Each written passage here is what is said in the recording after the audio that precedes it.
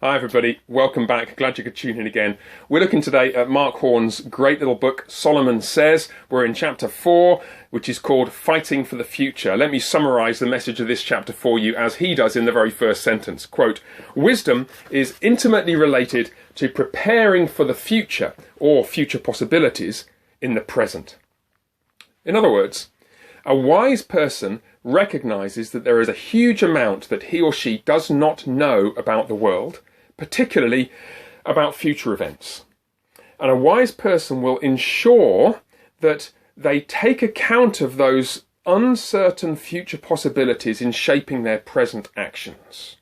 Contrast that to what a foolish person would do. To pick up some of the ideas from previous chapters, a foolish person will be led simply by their present desires. Whatever they want to do right now, that will shape their actions right now. If they feel like having the day off and going to sleep, well, they'll just do that. If they feel like blowing $2,000 on an expensive suit and a couple of fancy meals out, well, they'll just do that.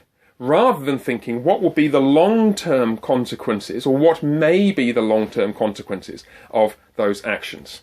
Now, Mark develops this theme in a number of different ways. He highlights a couple of parables of Jesus which draw attention to it. For example, the parable of the wise and foolish virgins in Matthew 25, or the parable of the two builders in Matthew 7. In both cases, he says, quote, the wise were the ones who planned for future contingencies.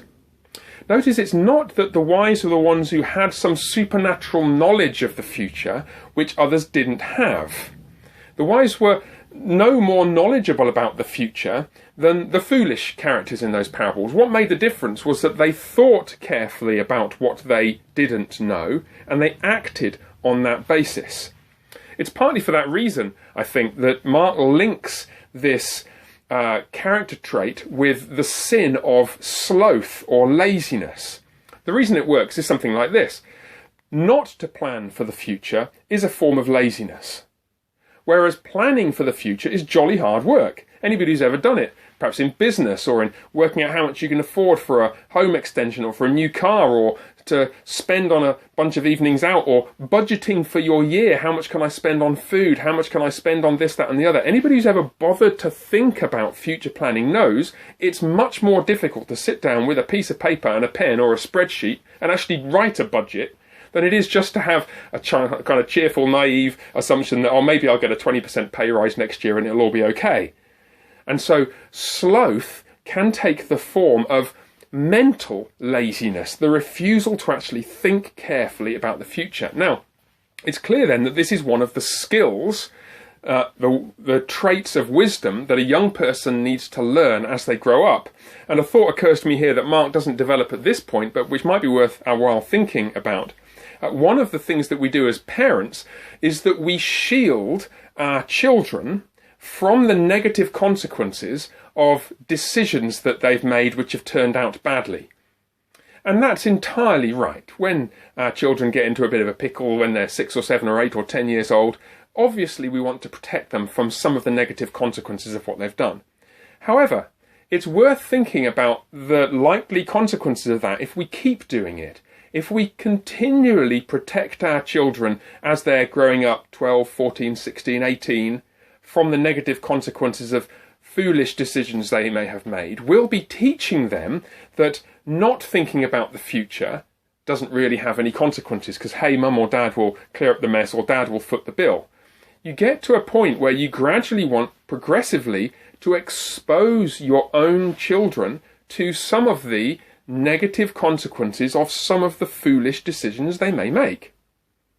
It's not the case, I don't think, that we should punish them for getting things wrong. Mark actually points this out on page 50. God doesn't condemn people for not guessing correctly. What God condemns, if you like, are not mistakes about the future. They are refusals to think about the future.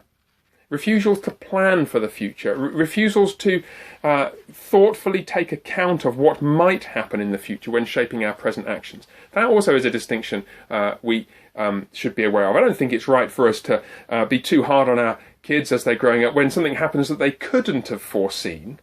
But when something happens that they should have foreseen, or they should have foreseen something like it, maybe we can help them by gradually exposing them to the challenge of, well, you've got to clear this mess up now, because that's what they're going to have to do when they're adults. Much of the rest of the chapter is actually occupied with the theme of debt, and it won't surprise you, of course, because one of the chief ways in which we can act foolishly in the present, in terms of causing bad consequences for ourselves in the future, is in relation to money. If you lend money to somebody, then you're exposing yourself to risk. And if you borrow money from somebody, you're exposing yourself to risk. And the book of Proverbs highlights both these themes. That doesn't, of course, mean that it's always wrong to borrow and it's always wrong to lend. Of course it doesn't. There are circumstances in which borrowing or lending may be a good investment for you, may be helpful for somebody else, may be an entirely wise thing to do. But the crucial point is that we need to think about what those circumstances are. We need to figure out whether, is this a sustainable loan that I'm taking out? Or do I just need to not spend so much and live more frugally? Or is this a wise loan that I'm making? Is this a good investment? Or is this just looks too good to be true? Or the guy's never going to be able to pay me back and I'm going to end up having thought I've lent him the money and basically I've kissed it goodbye. So all these things are highlighted in this chapter. Another great read, very, very practical. Fighting for the Future, chapter 4 of this great little book, Solomon Says. I encourage you to get hold of a copy if you've not already done so. Let's read it together, and I look forward to seeing you in the next video, Lord willing. God bless. Bye for now.